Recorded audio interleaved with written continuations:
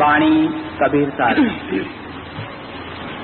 गुरु से लगन कठिन है भाई, गुरु से लगन कठिन है भाई, लगन लगे बिन काज न सरी है,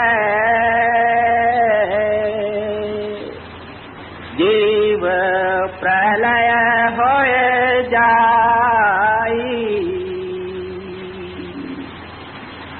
आज की वाणी परम संत कबीर साहब जी महाराज की है। इस वाणी में कबीर साहब हमें खबरदार भी कर रहे हैं, उपदेश भी दे रहे हैं, समझा भी रहे हैं। बहुत सी बातें जो हमारी जिंदगी के ऊपर घटनी चाहिए और घट रही हैं, उनको समझा रहे हैं। कहते हैं कि गुरु से लगन कठिन है भाई। पिछले हफ्ते हमने 5वीं पातशाही श्री गुरु अर्जुन देव जी महाराज का शब्द लिया था, जिसमें 5वीं पातशाही हमें समझा रहे थे कि गुरु से संत जना मिल भाइयों सच्चा नाम संभाल। कि ऐ प्यारे संत जना, संतों की संगत कर। अगर उनकी संगत करेगा तो संत तुझे बड़ा ऊंचा दान देंगे, तुझे मुक्ति का दान देंगे, और वो है नाम का दान। लेकिन वो दान जब तेरी झोली में डालेंगे तू उसको अच्छी तरह से संभालना, यानी रोज रोज बैठ के उसकी परख करना, उसकी संभाल करना। ये एक परमार्थ का असूल है कि जब नाम मिलता है उसकी कमाई करनी बहुत लाजमी है, बहुत जरूरी है। नाम की कमाई के बिना परमार्थ हासिल नहीं होता। नाम मिलना पहली सीढ़ी है, सीढ़ी का पहला डंडा है, लेकिन सीढ़ी के ऊपर चढ़ना वो कमाई के द्वारा होता है। इसलिए कहा जाता है कि परमार्थ आसानी से हासिल नहीं होता।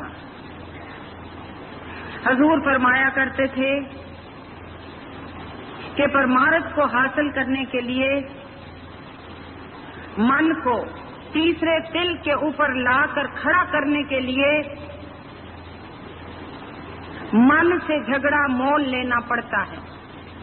जिस दिन नाम मिलता है उसी दिन मन के साथ झगड़ा शुरू हो जाता है। नाम मिला नहीं और मन ने झगड़ा उठाया नहीं। क्यों? कि मन को मालूम है कि ये जीव अब मेरे पंजे से निकलेगा, आज नहीं तो कल, कल नहीं तो परसों। तो मन भी जो पहले झगड़ा करता था उससे 100 गुना ज्यादा डंडा उठा के खड़ा हो जाता है। तो कहते हैं मन को, नाम के बाद हमें मन को यहाँ खड़ा करना है, लेकिन मन झगड़ा उठा के रास्ते में खड़ा हो जाता है। और ये झगड़ा 1 घंटे का नहीं, 2 घंटे का नहीं, 2.5 घंटे नाम के वक्त के जपन का नहीं, ये तो झगड़ा आजीवन चलता है, पूरी जिंदगी चलता है। ये सत्संगी को याद रखना चाहिए कि ये पूरी जिंदगी झगड़ा चलेगा।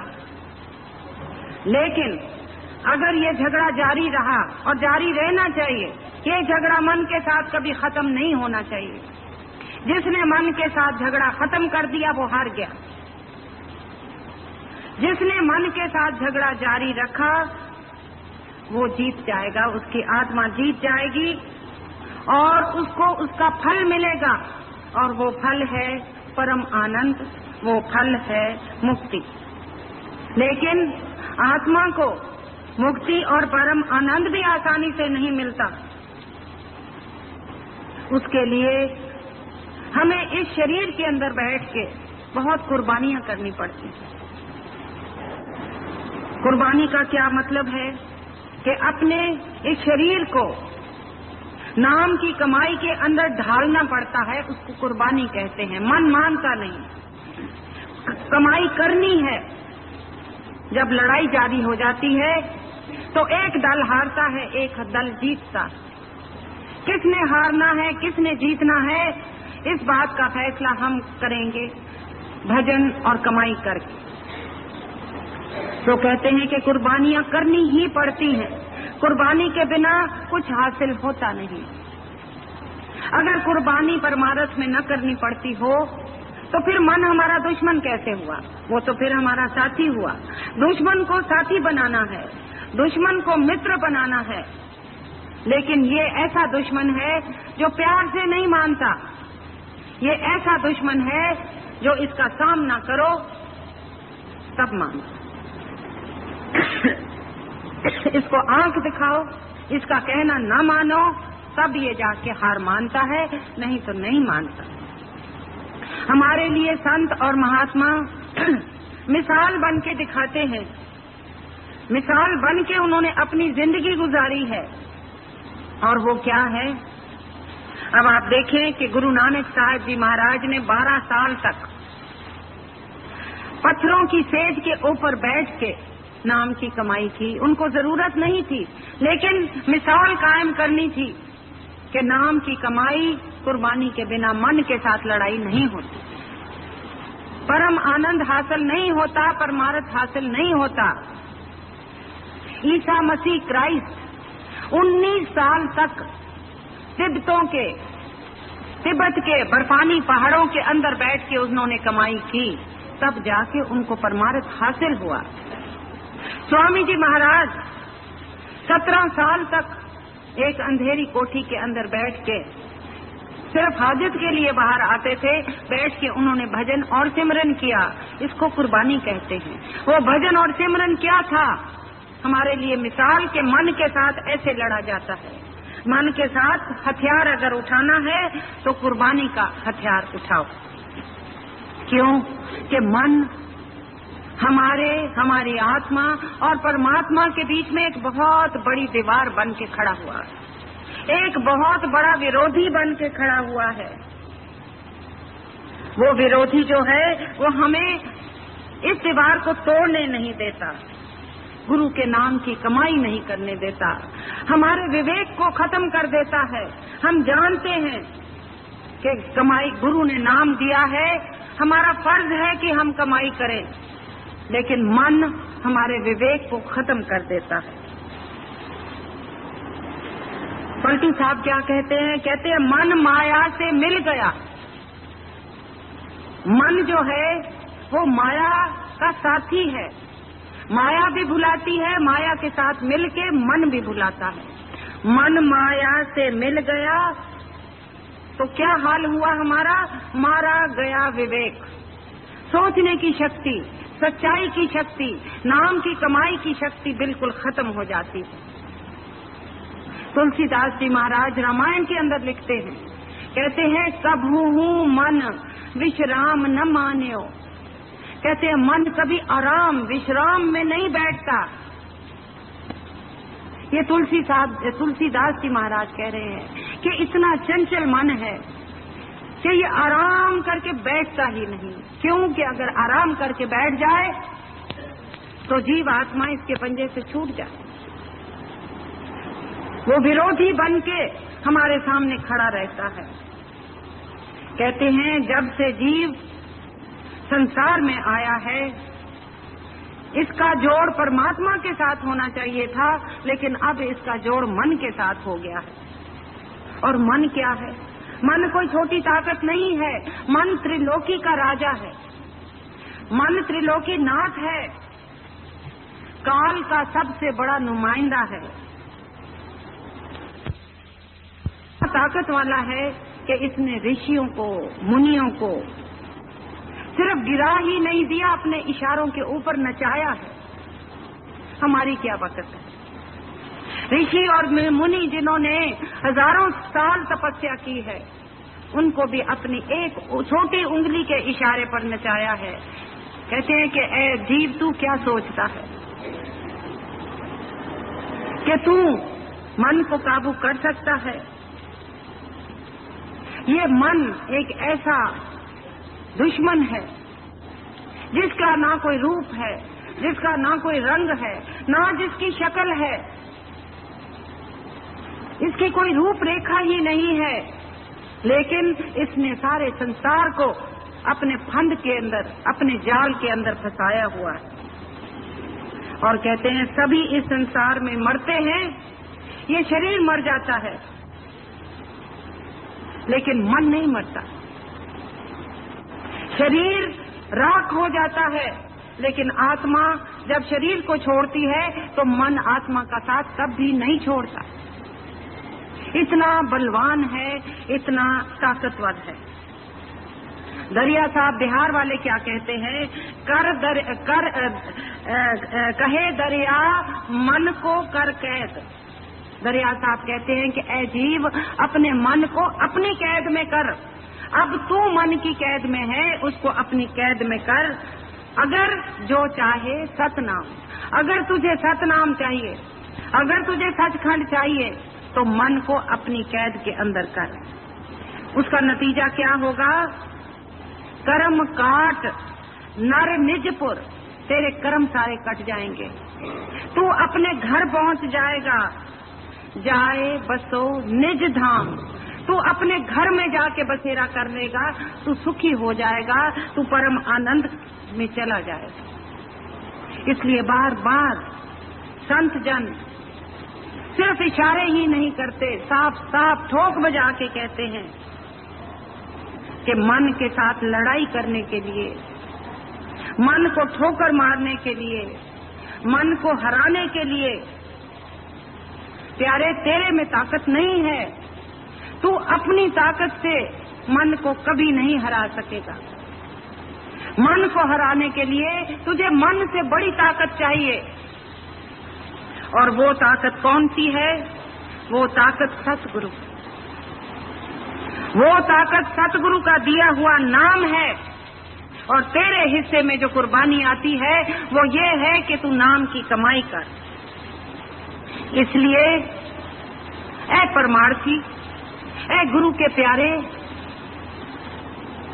तू क्या कर, तू अपना प्यार, तू अपनी लगन, अपना संबंध गुरु के साथ जोड़, मन के साथ तोड़ और गुरु के साथ जोड़। इसलिए आज की वाणी में कबीर साहब जी महाराज हमें समझा रहे हैं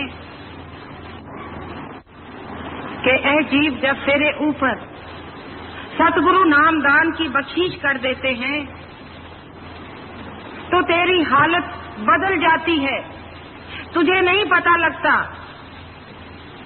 लेकिन हकीकत ये है कि तेरी हालत बदल जाती है। क्यों? कि तेरी आत्मा काल के पंजे से छूट के दयाल के हाथ में चली जाती है।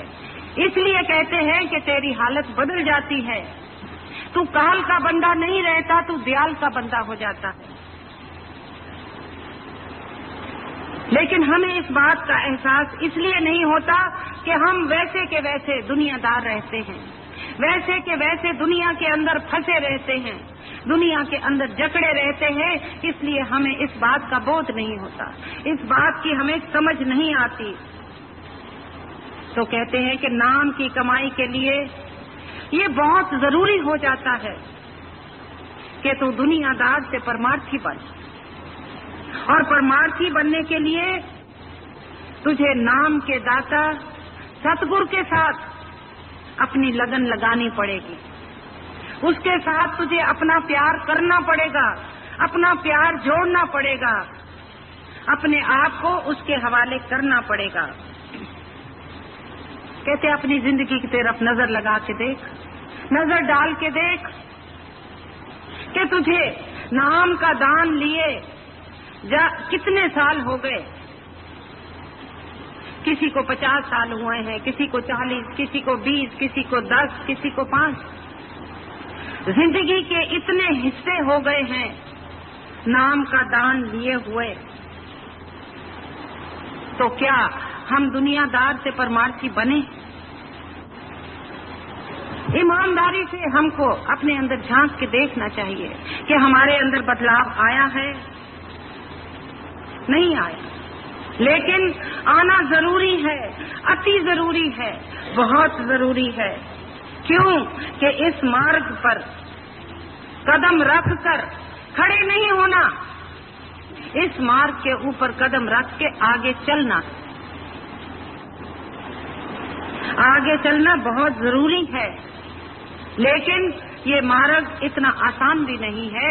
इस मार्ग पर बहुत मुश्किलातें आती हैं, बहुत बाधे आते हैं, बहुत विरोध आते हैं, और उस मुश्किलातों का कैसे सामना किया जाए, उनको कैसे हटाया जाए, पर मार्ग के अंदर तरक्की कैसे की जाए, ये बात आज के शब्द में हमें कबीर साहब जी महाराज समझा रहे हैं। कहते हैं परमार्थ और उनका हल, परमार्थ की कमाई, परमार्थ के रास्ते में मुश्किलातें और उनका हल क्या है। परमार्थ के विषय में अगर गुरु का चिताया हुआ जीव अच्छी तरह से इस बात पर विचार करे और समझे, तो उसको अपनी परमार्थी कमाई में मदद मिलती है।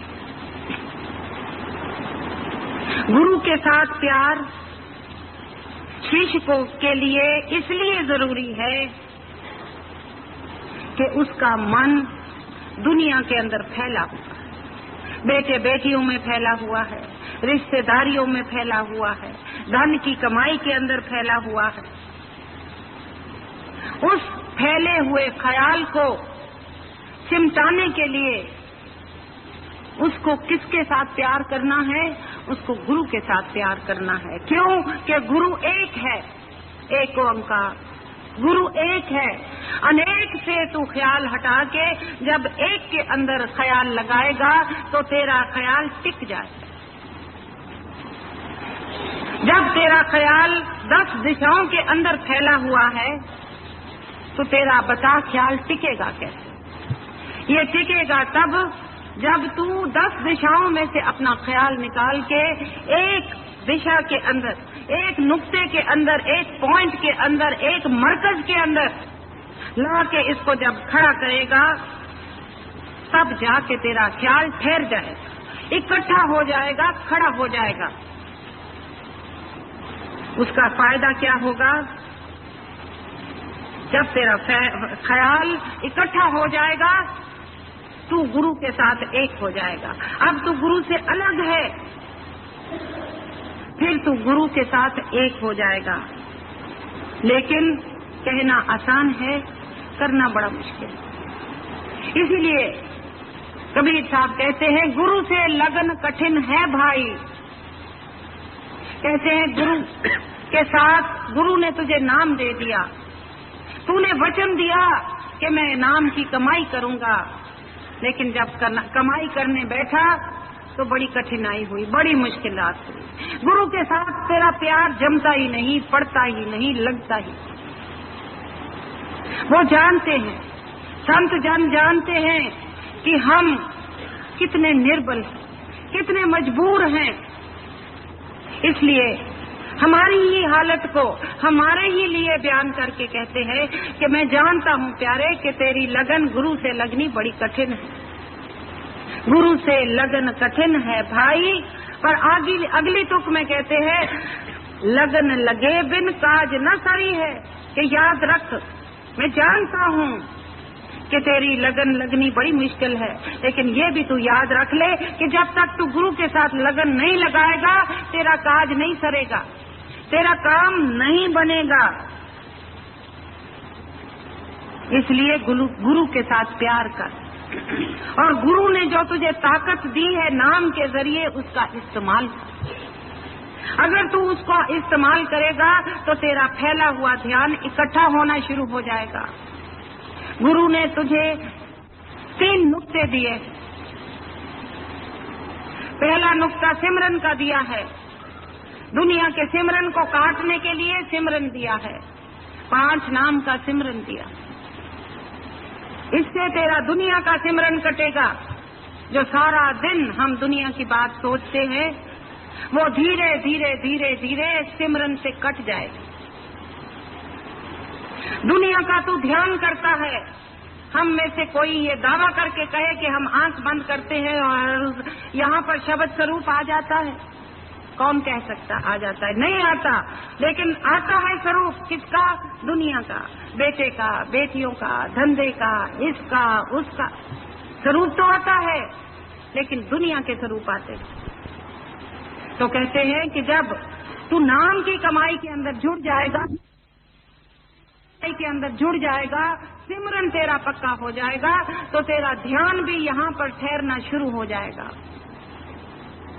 दुनिया का ध्यान कटना शुरू हो जाएगा, गुरु का ध्यान आना शुरू हो जाएगा। फिर कहते हैं कि तीसरी बात क्या है? धुन सुन। तो दुनिया की आवाजें सुनता है, सारा दिन दुनिया की हाय हाय सुनता है। जब तू तेरा ध्यान खड़ा हो जाएगा तो उस ध्यान के अंदर से, गुरु के स्वरूप के अंदर से तुझे शब्द सुनाई देगा, अनहद धुन सुनाई देगी। उससे तेरे दुनिया की आवाजें दूर हो जाएंगी। तो कहते हैं कि ये जो 3 नुक्ते तुझे गुरु ने नाम के वक्त दिए हैं, इसका फायदा उठा। क्यों?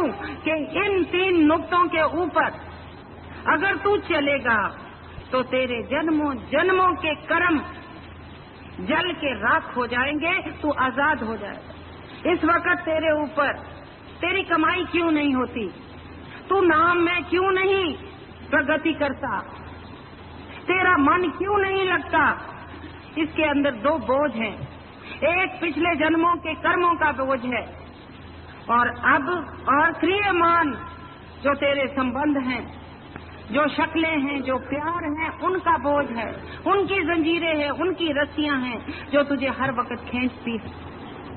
तू रोज रोज कमाई करेगा, तू रोज रोज भजन करेगा, तू हर श्वास से सिमरन करेगा, तो जब तू भजन के अंदर बैठेगा तेरा ध्यान जल्दी लगेगा। और करते करते जब तेरा ध्यान पक्का हो जाएगा तो वो शब्द की धुन और अंदर का प्रकाश तेरे जन्मों जन्मों के कर्मों को जला के राख कर दे। कहते देख, सूरज आकाश के अंदर चमकता है, सूरज के अंदर तेज है, सूरज के अंदर गर्मी है। हम उस गर्मी से कपड़ों को सुखाते हैं। गीली चीज को जब हम सूरज की गर्मी में रखते हैं तो वो चीज सूख जाती, कपड़ा सूख जाता। लेकिन वो कपड़े को वो तेजी जलाती नहीं है। तेजी कब कपड़े को जलाती है? जब सूरज चमक रहा है। आप एक शीशा रख दो, आईना रख दो, जिसके अंदर हम शक्ल देखते हैं, उसको रख दो और ऐसी जगह के ऊपर रखो जिसके अंदर सारी सूरज की किरणें आके उस पॉइंट के ऊपर इकट्ठी हो जाती हैं। वो जो पॉइंट है वो सूरज की गर्मी को जज्ब कर लेता है, और अगर उस पॉइंट के ऊपर हम कपड़ा रखेंगे वो कपड़ा जल के राख हो जाए। क्यों? कि हमने सूरज की किरणें जो हैं उसको कॉन्सेंट्रेट कर लिया है, उसको एकाग्र कर लिया है एक जगह के ऊपर। इसलिए वो कपड़ा जिसको पहले सूरज ने सुखाया था अब जला के राख कर देगा। इसी तरह से शब्द नाम की कमाई वो जब इकट्ठी हो के एक पॉइंट के ऊपर आके हम उसको एकाग्र करते हैं तो हमारे जन्मों जन्मों के कर्म जल के राख हो सकते हैं। वरना अभी आपने सुना कर्म गत टारे ना ही टरे, कि कर लो जो आपको करना है, कर्मों की गत नहीं टरेगी, आपको कर्म भुगतना ही पड़ेगा। कहते वशिष्ठ जैसे ज्ञानी जिन्होंने श्री रामचंद्र और सीता का लगन लगा के शादी की थी, वो भी कर्मों को नहीं टाल सके, राम और सीता का वनवास नहीं टाल सके, सोने का हिरण देख के सीता का मन ललचा वो नहीं टाल सके, रावण सीता को हर के ले गया वो नहीं टाल सके। कहते कर्मों की गत कौन टाल सकता है? कर्मों की गत सिर्फ नाम टाल सकता है, और नाम का दाता सतगुरु टाल सकता है। कर्मों की गत को इंसान खुद ज्ञान से नहीं टाल सकता। तो कहते हैं कि जब नाम देते हैं तो गुरु से लगन कठिन जरूर है, लेकिन उसके बिना प्यारे तेरा काम भी नहीं चलेगा। ये परमार्थ का बहुत ही जरूरी अंग है, बहुत ही जरूरी हिस्सा है। इसके बिना तेरा गुजारा नहीं होगा। क्यों? कि तू बाहर मुखी होके बैठा है, तू दुनियादार होके बैठा है। तू परमार्थी बन जा, अंदर चला जा, अंदर जाएगा तेरा काम बन जाएगा, नहीं जाएगा भटकता रहेगा।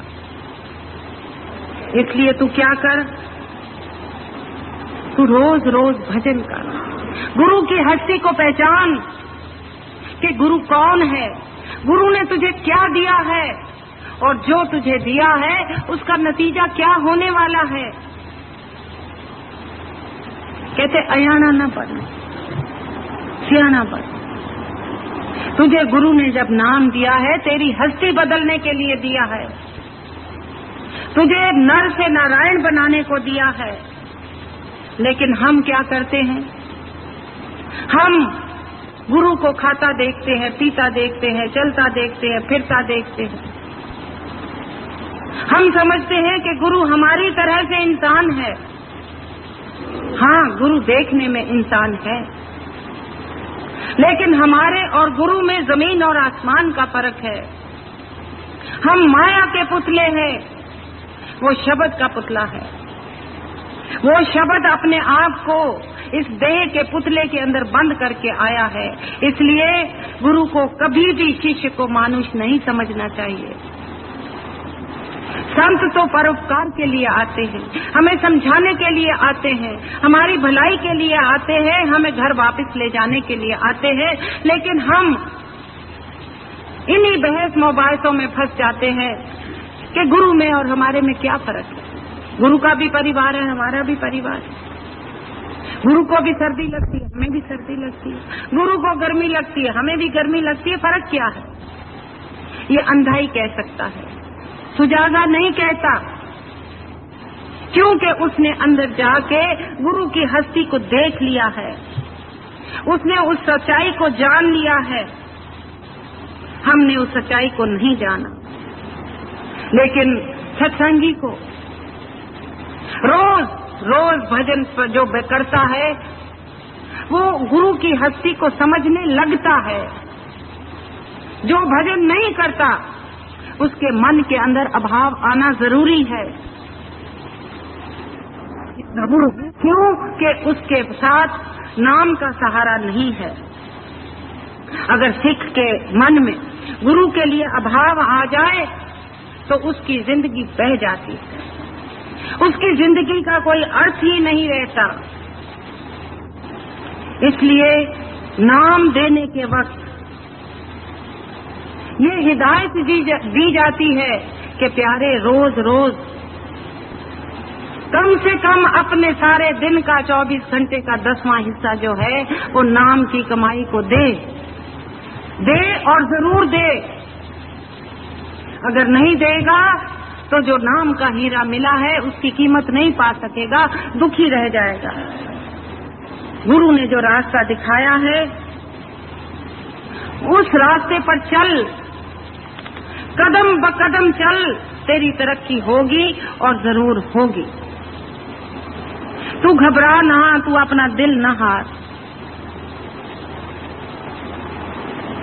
लगन लगे बिन काज न सरी है, जीव प्रलय हो जाई।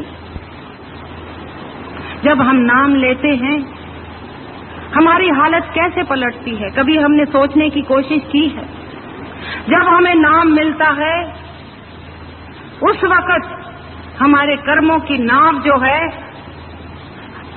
सतगुरु उलट के खाली कर देता और कहता है कि मैं जिस नाव के अंदर तू बैठ के आया था, बिख बोही था ला दिया, जिस नाव के अंदर कर्मों को लाद के तू लाया था, वो नाव तेरी उलट के मैंने खाली कर दी है नाम दे के। अब इस खाली नाव के अंदर नाम की कमाई का कर्म भरना और कोई कर्म ना भरना। अगर फिर से भरेगा तो तेरी नाव उलट जाएगी, तू भी डूब जाएगी। पांचवी पातशाही मुझे याद आ रहा है, पांचवी पातशाही जिनका सत्संग, जिनका शब्द पिछले हफ्ते लिया था, संत जनों मिल भाइयों सच्चा नाम संभाल। जब उन्होंने एक गिरोह को नाम दिया, एक गांव के सत्संगियों को नाम दिया, जब सत्संगी नाम लेता है बड़ा खुश होता है, बहुत खुश होता है। घर गए, जाके कमाई की, बड़ा आनंद आया, हल्का महसूस करने लगे अपने आप को और अपने आप में ताकत महसूस करने लगे। लेकिन धीरे धीरे नाम का शौक ढलता गया, नाम की कमाई का शौक ढलता गया, दुनिया ने फिर से घेर लिया, मन लगना बंद हो गया, भजन में दिल न लगे, भजन में मन न लगे। अपने सतगुरु के पास गए, कहते महाराज बड़े दुखी होके आपके पास आए हैं। कहते क्या बात है? कहते बात यह है कि जब आपने नाम दिया था उस वक्त नाम की कमाई में जब बैठते थे तो मन लग जाता और मन को आनंद भी आता था। लेकिन अब हालत ऐसी हो गई है कि ना शौक है नाम की कमाई करने का, और अगर बैठते भी हैं तो मन लगता भी नहीं है। इसकी क्या वजह है? तो गुरु साहब उनको जवाब देते हैं, कहते हैं कि जिस वक्त मैंने तुम्हें नाम दिया था, तुम्हारे कर्मों की नाव को उलट के मैंने खाली कर दिया था और तुम्हें ये हिदायत की थी कि अब इस नाव के अंदर सवाए नाम की कमाई के कर्म और कोई ना भरना। लेकिन आहिस्ते आहिस्ते तुम्हारा शौक कम हो गया, तुम दुनियादार बनने लगे, तुमने अपनी पुरानी चालें जो हैं वो अपना ली। तुम्हारी चाल और ढाल वही हो गई जो नाम लेने से पहले थी। वो क्या? तुम अपने रिश्तेदारों से, अपने एक दूसरे से ईर्ष्या करने लगे, एक दूसरे से नफरत करने लगे। कोई ठगी करने लगा, ठगी की कमाई करने लगा, कोई क्रोध करने लगा, कोई तृष्णा करने लगा, कोई कुछ करने लगा, कोई कुछ करने लगा। कहते हैं कि बताओ कितने धोखेधाड़ी करके मेरे पास आए, बताओ तुम्हारा मन लगे तो कैसे लगे? तुमने अपनी दुनियादार के संस्कार छोड़े ही नहीं। तुम्हारे कर्मों का जो बोझ था मैंने हल्का किया था नाम के वक्त, अब फिर से तुमने अपनी नाव को भर लिया, लोड कर लिया। अब तुम्हारी नाव फिर से डोलने लगी है। क्योंकि तुम्हारी नाव डोलने लगी है, तुम डर के मारे मेरे पास आए हो। तो कहते हैं महाराज ये बात तो सही है, लेकिन कहते हैं कि देख, सत्संगियों को कह रहे हैं कि ये बात सही है कि तुमने दुनियादार का फिर से रास्ता पकड़ लिया, लेकिन याद रखो गुरु का हाथ तुम्हारे सिर के ऊपर है। इस नाव को कर्मों से लोड करने के बावजूद भी अगर तुम रोज 2.5 घंटे बैठोगे, चाहे मन लगे या ना लगे, फिर भी तुम्हारी नाव जो है डूबते डूबते चौथा हिस्सा, उसका 3/4 हिस्सा डूब जाएगा, 1/4 हिस्सा फिर भी ऊपर रह जाएगा। 4 उंगली नाव जो है वो फिर भी ऊपर रह जाएगी, डूबने से बच जाएगी। वो कहते हैं साहब वो कैसे? वो ऐसे कि मन लगे या ना लगे, सिमरन कच्चा हो या पक्का,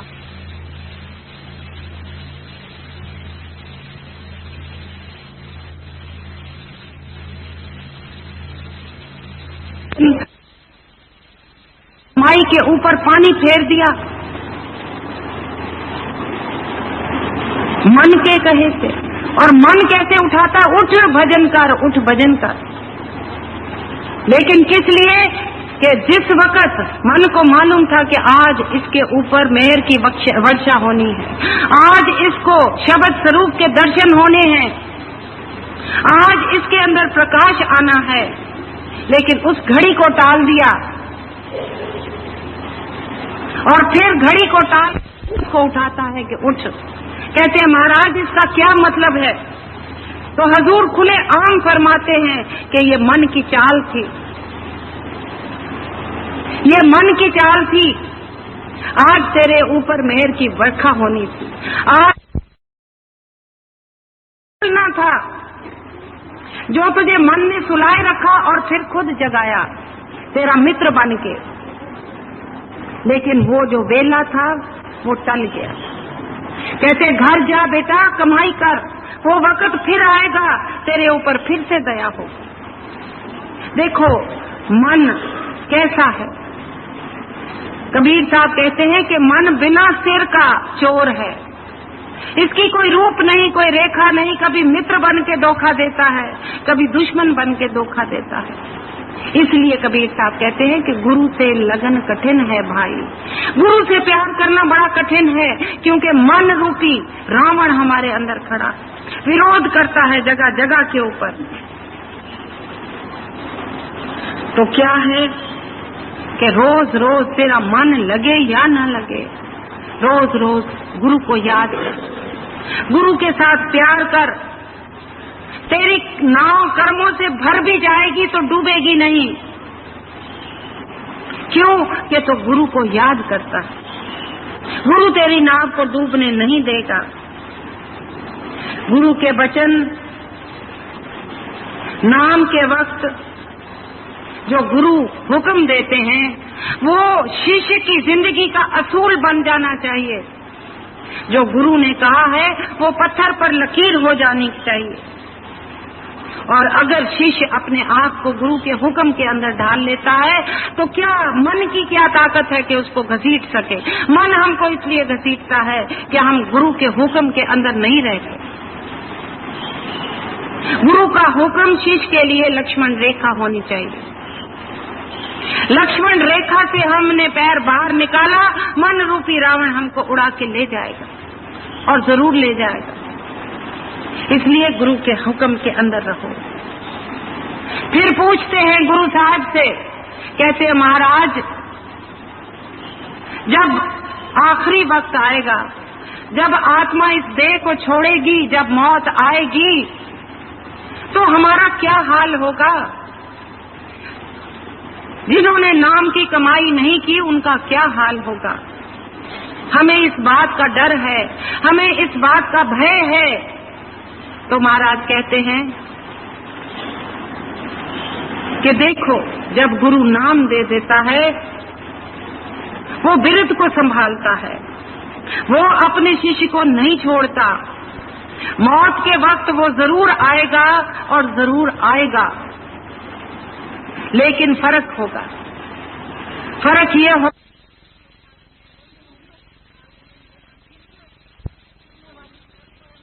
कि नाम की कमाई करने वाली आत्मा को अपनी गोदी में लेके जाएगा, प्यार से लेके जाएगा, दोनों हाथों में उठा के ले जाएगा, जैसे माँ बच्चे को उठा के छाती के साथ लगा के लेती है।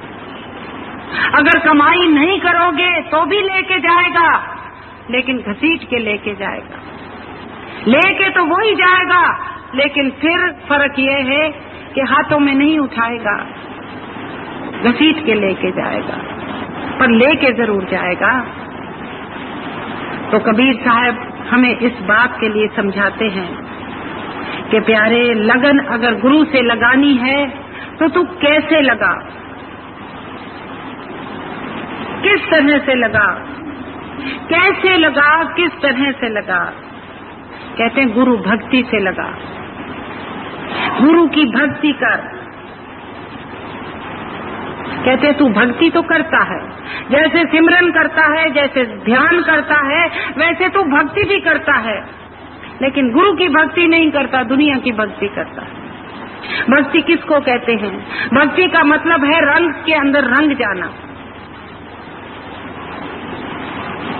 दो किस्म की भक्तियां हैं, गुरु भक्ति और दुनिया की भक्ति।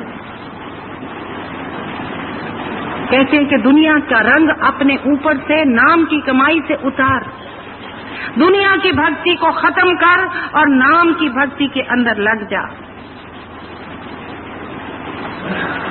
दुनिया की भक्ति की कई शक्लें हैं तेरे अंदर। तू कौन सी भक्तियां करता है हमें समझाते हैं। कहते तू सबसे पहले तो तू अपनी भक्ति करता है, खुद परस्ती की भक्ति करता है, अपने आप को पालता है, अपने आप को बड़ा बनाता है, अपने अंदर मैं पैदा करता है। कहते हैं ये खुद परस्ती की भक्ति है, ये मैं की भक्ति है, ये अपनी भक्ति है। फिर उसके बाद तू परिवार की भक्ति करता है, उनके गधा बन के, परमात्मा को भूल के, कर्मों को भूल के, नाम की कमाई को भूल के उनकी भक्ति के अंदर लग जाता। कहते उनको पाल। हम कबीर साहब ये नहीं कहते कि अपने परिवार को छोड़ दो, कहते परिवार की सेवा करो, परिवार की भक्ति मत करो। सेवा का मतलब है कि उनकी देखभाल करो, उनके भले की सोचो, उनको अच्छे रास्ते पर चलाओ, लेकिन उनके अंदर रत न जाओ। कहते दूसरी भक्ति जो तू करता है वो परिवार की भक्ति है। उस भक्ति को समझ कि परिवार की सेवा कर, क्योंकि इस परिवार के द्वारा तुझे अपने कर्म काटने हैं। ये बेटे बेटियां तेरे नहीं हैं, तू भी इनका नहीं है, ये तो कर्मों के संबंध है। यही संबंध तुझे मीठे होके काटने हैं, इसलिए इनकी सेवा कर, इनको दूर कर। लेकिन अगर भक्ति करनी है तो गुरु की भक्ति कर, और किसी की भक्ति ना कर। कहते तीसरे किस्म की जो तू भक्ति करता है वो देश की भक्ति है। तू कहता है कि मैं देशभक्त हूँ, मैं अपनी देश के लिए जान देने को तैयार हूँ, कुर्बान करने को तैयार हूँ। इस देशभक्ति से क्या होता है? हमारे मन के अंदर दूसरे देशों के लिए नफरत पैदा होती है। जब नफरत पैदा होती है तो उसका नतीजा क्या होता है? लड़ाइयाँ होती हैं, युद्ध होते हैं, महायुद्ध होते हैं। आजकल क्या हो रहा? चारों तरफ आग जल रही है घृणा की। क्यों? कि हम अपने आप को मन के कहे से देशभक्त कहते हैं। कहते हैं प्यारे, ना देशभक्ति तेरे काम आएगी, ना परिवार भक्ति तेरे काम आएगी, ना खुद परस्ती की भक्ति तेरे काम आएगी। अगर कोई काम आने वाली चीज है तो वो गुरु भक्ति है। असली भक्ति वो है, वो भक्ति कर। अगर तू करेगा तेरा गुरु से प्यार हो जाएगा। तेरी हदें जो हैं, 9 द्वारों की हद से तू बाहर निकल जाएगा। तेरा तिनके से प्यार हो जाएगा। इसलिए गुरु साहब कहते हैं कि अपना ध्यान, अपना मन गुरु भक्ति में लगा। जब तक तेरी गुरु भक्ति मुकम्मल नहीं है तेरा काम नहीं बनेगा। फिर आगे चल के हमें मिसालें दे के समझाते हैं कि हमारी भक्ति कैसी होनी चाहिए। अगर हमें गुरु भक्ति करनी है, अगर हमारे अंदर गुरु भक्ति नहीं है, पैदा करना, उसको जगाना है। और किस तरह से जगाना है, किस हद तक हमको भक्ति करनी है, वो हमें अगली तुक में कबीर साहब जी महाराज समझा रहे हैं। ध्यान से सुनो। हाँ जी। जैसे पपिहा प्यासा बूंद का पिया पिया रट लाई, प्यासे प्राण तलप दिन राती, और नीर ना भाई। अब गुरु भक्ति के मजमून को, इसके विषय को कबीर साहब जी हमें किस तरह से समझाते हैं। कहते हैं कि प्यारे, तू गुरु भक्ति कर नहीं सकता। अगर तू कोशिश भी करता है तो तेरी भक्ति पूर्ण भी नहीं है। अगर तेरी गुरु भक्ति पूर्ण नहीं है तो तू पपीहे से सबक ले। पपीहे का सबक अगर तू लेगा तो तुझे अंदाज हो जाएगा कि गुरु भक्ति कैसी होनी चाहिए। क्योंकि तेरे अंदर रुकावटें आएंगी, रुकावटें आकर तेरे सामने खड़ी हो जाएंगी। तेरी अकल काम नहीं करेगी, तुझे समझ नहीं आएगा कि अब मैं क्या करूं। तुझे कोई रास्ता नजर नहीं आएगा, तू घबरा जाएगा। लेकिन कहते हैं घबरा ना, अगर नसीहत लेनी है तो पपीहा से नसीहत ले। क्या नसीहत ले? जैसे पपीहा प्यासा बूंद का पिया पिया रट लाई। कहते तेरी भक्ति, तेरी गुरु भक्ति अगर जागी नहीं है, अगर जागी है तो पूर्ण नहीं है, अगर पूर्ण नहीं तो बिल्कुल ही तेरे अंदर नहीं है। तो पपीहा की मिसाल को देख, पपीहा की मिसाल से अपने दिल को ठोकर लगा। कहते हैं कि पपीहा की जो प्यास होती है वो कैसी प्यास होती है? वो प्रार्थना होती है। पपीहा की प्यास, पपीहा की प्रार्थना, उसके अंदर बहुत ताकत होती है। क्यों?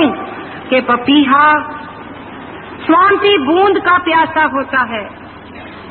वो सरोवर के किनारे बैठा होता है, पीहू पीहू करता है, पुकार करता है, प्यासा होता है, लेकिन अपनी चोंच को उस सरोवर के अंदर नहीं डिबोता। क्यों नहीं डिबोता? कि उसको मालूम है कि अगर मेरी प्यास बुझेगी तो स्वाति बूंद से बुझेगी, इस सरोवर के पानी से नहीं बुझेगी।